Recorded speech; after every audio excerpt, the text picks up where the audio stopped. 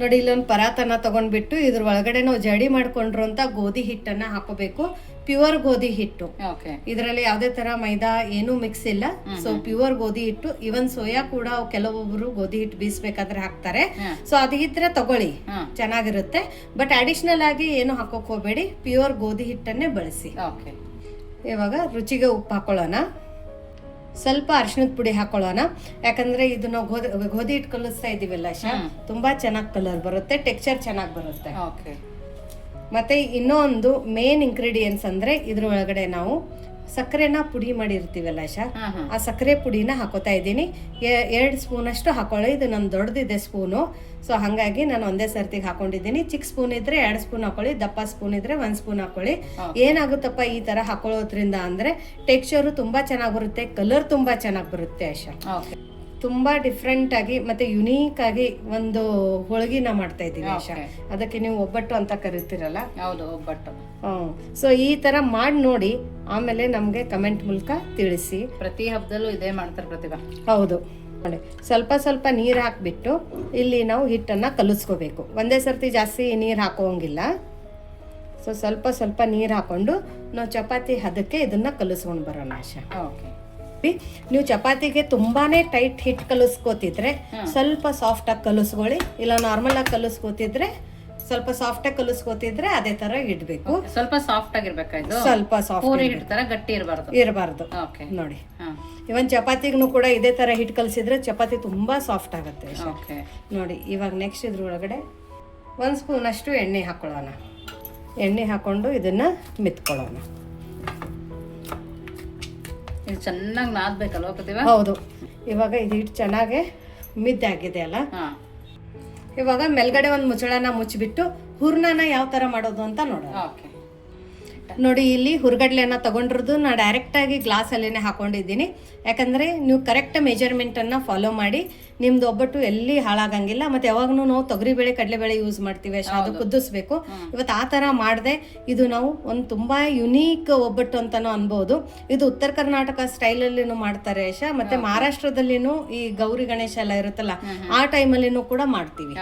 So ನೋಡಿ ಇವಾಗ ನೀವು ಯಾವುದೇ ಮೆಜರ್ಮೆಂಟ್ ತಗೊಳ್ಳಿ, ಸೇಮ್ ಮೆಜರ್ಮೆಂಟ್ ಸೇಮ್ ಕಪ್ ಅನ್ನ ಫಾಲೋ ಮಾಡಿ. ಇವಾಗ ಇದು ಹೆಂಗೂನು ಹುರ್ಗಡ್ಲೆ, ಇದಕ್ಕೆ ಫುಟಾಣಿ ಕೂಡ ಅಂತೀವಿ. ಇದು ಆಲ್ರೆಡಿ ಹುರಿದಿರೋದೇ ಇರುತ್ತೆ. ಸೊ ಇದನ್ನ ಇವಾಗ ನಾವು ಒಂದು ಮಿಕ್ಸಿ ಜಾರ್ ಒಳಗಡೆ ಹಾಕೋಬೇಕು. 1 ಗ್ಲಾಸ್ ನೀವ್ ಎಷ್ಟು ತಗೋತೀರಾ ಅಷ್ಟು ಕ್ವಾಂಟಿಟಿ. ಇದ್ರ ಒಳಗಡೆ ನಾವು ನೀರು ಹಾಲು ಏನು ಹಾಕೋಬಾರ್ದು. ಎಷ್ಟು ಸಣ್ಣ ಪೌಡರ್ ಮಾಡೋಕ್ಕಾಗುತ್ತೆ ಅಷ್ಟು ಸಣ್ಣ ಇದನ್ನ ಪೌಡರ್ ಮಾಡ್ಕೊಂಡು, ಮಾಮೂಲು ಕಡಲೆ ಇಟ್ಟಿರುತ್ತಲ್ಲ ಆ ತರ ಪೌಡರ್ ಮಾಡ್ಕೊಂಡ್ ಬರ್ಬೇಕು. ಹೌದು ಹೌದು. ತೆಳಗಡೆ ಒಂದು ಬುಟ್ಟಿನ ಇಟ್ಕೊಂಡು ಮೇಲ್ಗಡೆ ಒಂದು ಜಡಿನ ತಗೊಂಡಿರೋದು. ಆಮೇಲೆ ನಾವೇನ್ ಪೌಡರ್ ಮಾಡ್ಕೊಂಡು ಬಂದ್ವಲ್ಲ ಹುರ್ಗಡ್ಲೆದು ಅದನ್ನ ಹಾಕೊಳ್ಳೋಣ. ಸೊ ಇಲ್ಲಿ ತೋರಿಸ್ತೀನಿ ಪೌಡರ್ ಯಾವ ತರ ಇರ್ಬೇಕಂದ್ರೆ ನೋಡಿ ತುಂಬಾ ಫೈನ್ ಇದೆ, ಇದೇ ತರ ಮಾಡ್ಕೋಬೇಕು. ಇವಾಗ ನೆಕ್ಸ್ಟ್ ಇದು ಜಡಿ ಮಾಡ್ಕೋಬೇಕು.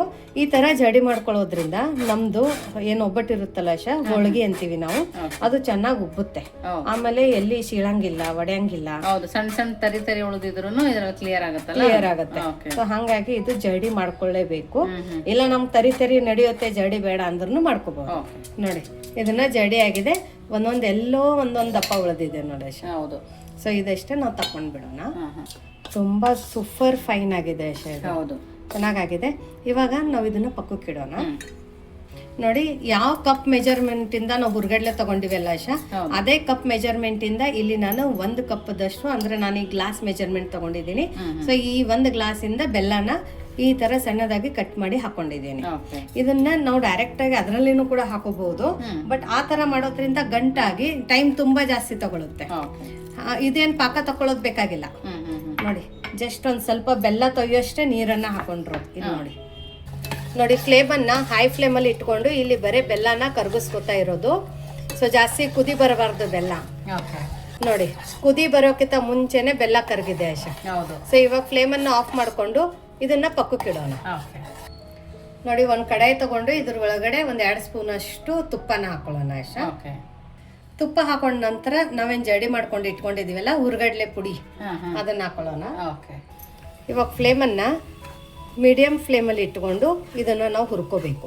ಇದ್ರ ಕಲರ್ ಚೇಂಜ್ ಆಗುತ್ತೆ ಮತ್ತೆ ಘಮ ಬರೋಕ್ ಸ್ಟಾರ್ಟ್ ಆಗುತ್ತೆ. ಅಲ್ಲಿ ತನಕ ಹುರ್ಕೋಬೇಕು. ಇದೇನ್ ಜಾಸ್ತಿ ಹೊತ್ತೇನ್ ಟೈಮ್ ತಗೊಳಂಗಿಲ್ಲ, 4 ರಿಂದ 5 ನಿಮಿಷ ಸಾಕು. ಇನ್ನು ಯಾರು ನೀವು ನಮ್ಮದು ವಾಟ್ಸಪ್ ಗ್ರೂಪನ್ನು ಜಾಯಿನ್ ಆಗಿಲ್ಲ ಅಂದರೆ ವಿಶ್ಫುಲ್ ಅಡುಗೆ ಮನೆ ವಾಟ್ಸಪ್ ಗ್ರೂಪ್ ಲಿಂಕನ್ನು ಡಿಸ್ಕ್ರಿಪ್ಷನ್ ಬಾಕ್ಸಲ್ಲಿ ಕೊಟ್ಟಿದ್ದೀವಿ. ಆ ಲಿಂಕ್ ಮೇಲೆ ಕ್ಲಿಕ್ ಮಾಡಿದರೆ ಸಾಕು, ನೀವು ನಮ್ಮ ಜೊತೆ ಕನೆಕ್ಟ್ ಆಗ್ತೀರಾ. ನಿಮ್ಗೆ ಏನೇ ಕ್ವರೀಸ್ ಆಗಿರ್ಬೋದು, ಡೌಟ್ಸ್ ಆಗಿರ್ಬೋದು, ಅದು ಅಲ್ಲಿ ನೀವು ನಮ್ಮ ಜೊತೆ ಕಮ್ಯುನಿಕೇಟ್ ಮಾಡ್ಬೋದು. ಮತ್ತು ವಿಶ್ಫುಲ್ ಅಡುಗೆ ಮನೆಯದು ಸ್ನ್ಯಾಕ್ಸ್ ಐಟಮ್ಸು, ಮಸಾಲ ಖಾರಗಳು ಬೇಕಂದರೆ ಡಿಸ್ಕ್ರಿಪ್ಷನ್ ಬಾಕ್ಸಲ್ಲಿ ವಾಟ್ಸಪ್ ನಂಬರನ್ನು ಕೊಟ್ಟಿದ್ದೀವಿ. ಆ ನಂಬರ್ಗೆ ಮೆಸೇಜ್ ಮಾಡಿದರೆ, ಅಂದರೆ ವಾಟ್ಸಪ್ ಮಾಡಿದರೆ ನಿಮಗೆಲ್ಲ ಡೀಟೇಲ್ಸ್ ಸಿಗುತ್ತೆ. ಕಾಲ್ ಮಾಡಿದರೆ ಕಾಲನ್ನು ಎತ್ತೋಕ್ಕಾಗೋದಿಲ್ಲ, ಹಾಗಾಗಿ ನೀವು ಮೆಸೇಜ್ ಮಾಡಿದರೆ ಸಾಕು, ಅಲ್ಲಿ ನಾವು ನಿಮ್ಮ ಜೊತೆ ಕಮ್ಯುನಿಕೇಟ್ ಮಾಡಬಹುದು. ನೋಡಿ, ಇದು ತುಂಬ ಚೆನ್ನಾಗಿ ಹುರಿದಿದೆ, ಕೆಂಪು ಬಣ್ಣ ಬಂದಿದೆ, ಇಲ್ಲಿ ನೀವು ನೋಡ್ಬೋದು. ತುಂಬ ಚೆನ್ನಾಗಿ ಕಲರ್ ಬಂದಿದೆ, ಗಮ್ ಅಂತ ವಾಸನೆ ಬರ್ತಾ ಇದೆ. ಇವಾಗ ಫ್ಲೇಮನ್ನು ಆಫ್ ಮಾಡ್ಕೊಳ್ಳೋಣ. ಫ್ಲೇಮನ್ನು ಆಫ್ ಮಾಡಿಕೊಂಡು ನೆಕ್ಸ್ಟ್ ಇದ್ರ ಒಳಗಡೆ ಬೆಲ್ಲನ ಕರಗಿಸ್ಕೊಂಡು ಇಟ್ಕೊಂಡಿದ್ವಲ್ಲ, ಈ ಬೆಲ್ಲದ ನೀರನ್ನು ಜಡಿ ಮಾಡಿ ಹಾಕೊಳ್ಳೋಣ. ಓಕೆ, ನೋಡ್ಬಿಟ್ಟು ಹಾಕೊಳ್ಳಿ, ತುಂಬಾ ಲೂಸ್ ಆಗುತ್ತೆ ಅಥವಾ ನೀರ್ ಜಾಸ್ತಿ ಹಾಕಿದ್ರೆ ಕಷ್ಟ ಆಗುತ್ತೆ. ಅವಾಗ ನೋಡ್ಬಿಟ್ಟು ಹಾಕೊಳ್ಳಿ. ಈ ತರ ಮಾಡೋದ್ರಿಂದ ಗಂಟಾಗಂಗಿಲ್ಲ, ಬೆಲ್ಲ ಹೊಡಿಬೇಕನ್ನೋದಿಲ್ಲ. ಒಂದ್ಸರ್ತಿ ಇದನ್ನ ನೀಟಾಗಿ ಮಿಕ್ಸ್ ಮಾಡ್ಕೊಳ್ಳೋಣ. ಇದು ಮಿಕ್ಸ್ ಆಯ್ತಲ್ಲ, ಇವಾಗ ನೆಕ್ಸ್ಟ್ ಇದ್ರ ಒಳಗಡೆನೂ ಕೂಡ ಒಂದ್ ಸ್ವಲ್ಪ ಅರಿಶಿಣದ ಪುಡಿನ ಹಾಕೊಳ್ಳೋಣ. ಇದನ್ನು ಕೂಡ ಮಿಕ್ಸ್ ಮಾಡ್ಕೊಳ್ಳೋಣ. ಫ್ಲೇಮನ್ನು ಆನ್ ಮಾಡ್ಕೊಳ್ಳೋಣ. ಕೈ ಬಿಡದೆ ಇಲ್ಲಿ ನಾವು ಮಿಕ್ಸ್ ಮಾಡ್ಕೋಬೇಕು. ಫ್ಲೇಮನ್ನು ಹೈ ಟು ಮೀಡಿಯಂ ಫ್ಲೇಮಲ್ಲಿ ಇಟ್ಕೊಳ್ಳೋಣ. ನೋಡಿ, ಒಂದು ಸ್ವಲ್ಪ ನಾವು ಹುರಿದಂಗೆ ಮಾಡ್ದಂಗೆ ಆಶಾ ಸ್ವಲ್ಪ ಗಟ್ಟಿ ಆಗಿರುತ್ತೆ, ಬಟ್ ಇದು ಹೂರ್ಣ ನಮ್ಗೆ ಇನ್ನೂ ಗಟ್ಟಿ ಬೇಕು. ಹಾಗಾಗಿ ಏನು ಮಾಡೋಣ, ಇವಾಗ ನಾವೇನು ಹಸಿದ ಹುರ್ಗಡ್ಲೆ ಪುಡಿ ಇರುತ್ತಲ್ಲ, ಅದನ್ನ ಇದ್ರ ಮೇಲ್ಗಡೆ ಈ ಥರ ಉದುರಿಸ್ಕೊಳ್ಳೋಣ. ಹುರಿದೇ ಹಾಕೋಬೇಕಂತೇನಿಲ್ಲ, ಇದೇ ಥರ ಕೂಡ ಹಾಕೋಬಹುದು. ಹಾಕೊಂಡ್ಬಿಟ್ಟು ಇದನ್ನ ಮಿಕ್ಸ್ ಮಾಡ್ಕೊಳ್ಳೋಣ.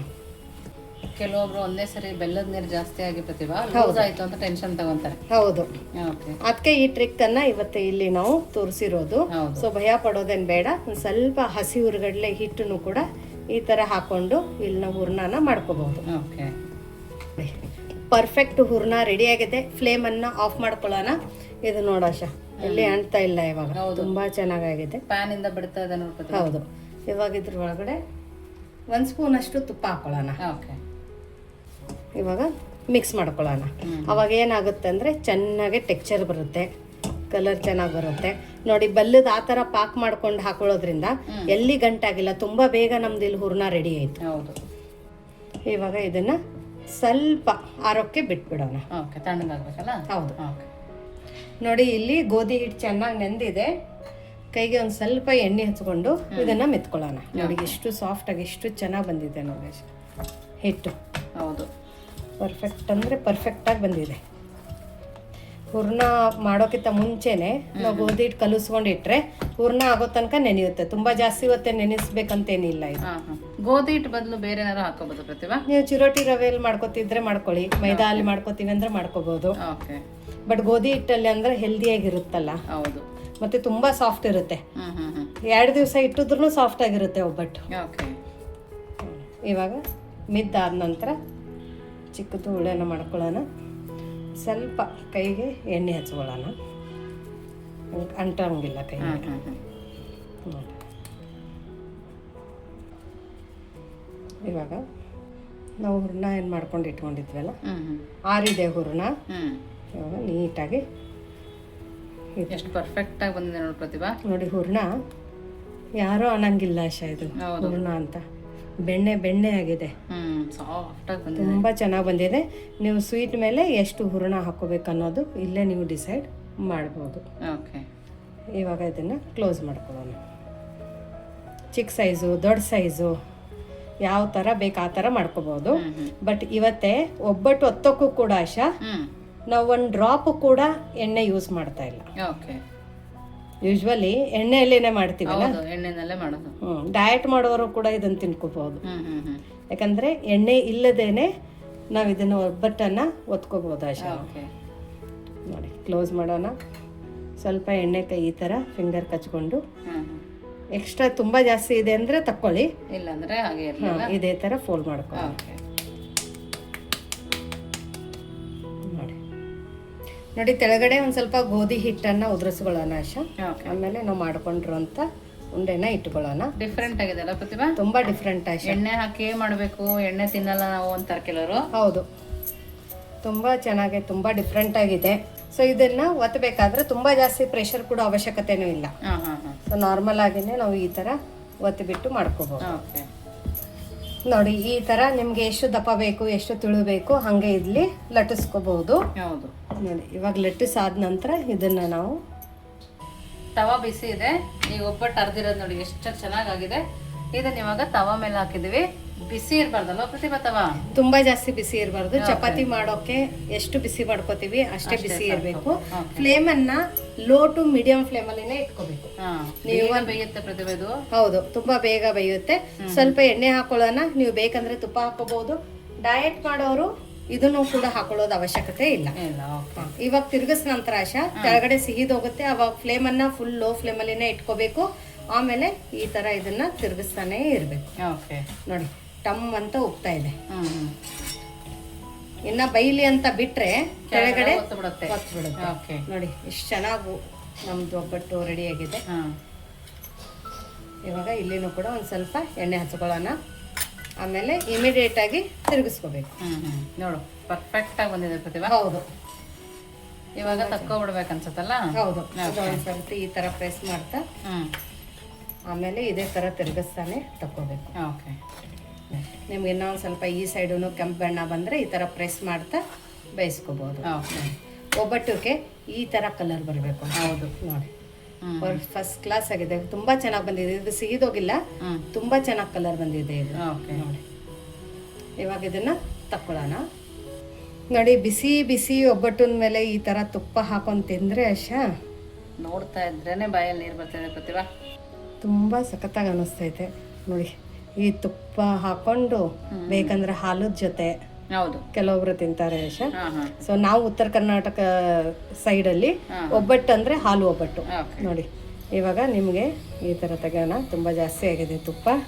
ನೋಡಿ ಬರೀ ಬೆರಳಿಂದ ಎಳೆದಿದ್ರೇ ಕಟ್ಟಾಗುತ್ತೆ. ನೋಡಿ ಎಷ್ಟು ಪರ್ಫೆಕ್ಟ್ ಆಗಿ ಅಂದ್ರೆ ಇಲ್ಲಿ ನೋಡಿ ಹೂರ್ಣ. ವಾವ್, ಎಷ್ಟು ದಿನ ಇಟ್ಕೊಂಡು ತಿನ್ಬೋದು ಪ್ರತಿಭಾ? ಇದನ್ನ ನೀವು 2 ದಿವಸ ಇಟ್ಕೊಂಡು ತಿನ್ಕೋಬಹುದು. ನೋಡಿ ತುಂಬಾ ಸಖತ್ತಾಗಿ ತುಂಬಾ ಚೆನ್ನಾಗಂದ್ರೆ ತುಂಬಾ ಚೆನ್ನಾಗಿ. ನೋಡಿ ಈ ತರ ಒಂದು ಬೆರಳಿಂದನೂ ಕೂಡ ಕಟ್ ಮಾಡ್ಕೋಬಹುದು. ಬಾಯಲ್ಲಿ ಇಟ್ರೆ ಮೆಲ್ಟ್ ಆಗ್ಬಹುದು. ನೋಡಿ ನೋಡೋಶ ಟೇಸ್ಟ್. ಸೊ ಇವತ್ತಿಂದ ಈ ದಿಢೀರ್ ಒಬ್ಬಟ್ಟು ರೆಸಿಪಿ, ಇನ್ಸ್ಟಂಟ್ ಒಬ್ಬಟ್ಟು ರೆಸಿಪಿ ಹೇಗೆ ಅನ್ನಿಸ್ತು ಅಂತ ಕಮೆಂಟ್ ಮೂಲಕ ತಿಳಿಸೋದನ್ನ ಮರಿಬೇಡಿ. ನೀವು ಹೊರಗಡ್ಲೆಯಿಂದ ಈ ತರ ಒಂದು ಒಬ್ಬಟ್ಟು ಮಾಡ್ತಿದ್ರೆ ಯಾವ ತರ ಮಾಡ್ತೀರಂತನೂ ಕಮೆಂಟ್ ಮೂಲಕ ತಿಳಿಸೋದನ್ನ ಮರಿಬೇಡಿ. ತುಂಬಾ ಚೆನ್ನಾಗಿದೆ ಪ್ರತಿಭಾ. ಕಡ್ಲೆಯಿಂದ ಮಾಡಿದೀವಿ ಅನ್ನೋದು ಗೊತ್ತೇ ಆಗಲ್ಲ. ಹೌದಲ್ಲ? ನೋಡಿ ನೀವು ಈ ತರ ಒಂದು ಒಬ್ಬಟ್ಟು ರೆಸಿಪಿನ ಟ್ರೈ ಮಾಡಿ. ಯಾವ ತರ ಬಂತು ಅಂತ ಕಮೆಂಟ್ ಮೂಲಕ ತಿಳಿಸೋದನ್ನ ಮರಿಬೇಡಿ. ಮತ್ತೆ ಸಿಗೋಣ ನಾವು ಇದೇ ತರ ಹೊಸ ಹೊಸ ರುಚಿ, ಹೊಸ ಹೊಸ ಅಡುಗೆ ಜೊತೆ. ವಿಶ್ ಫುಲ್ ಅಡುಗೆ ಮನೆಯಲ್ಲಿ. Thank you.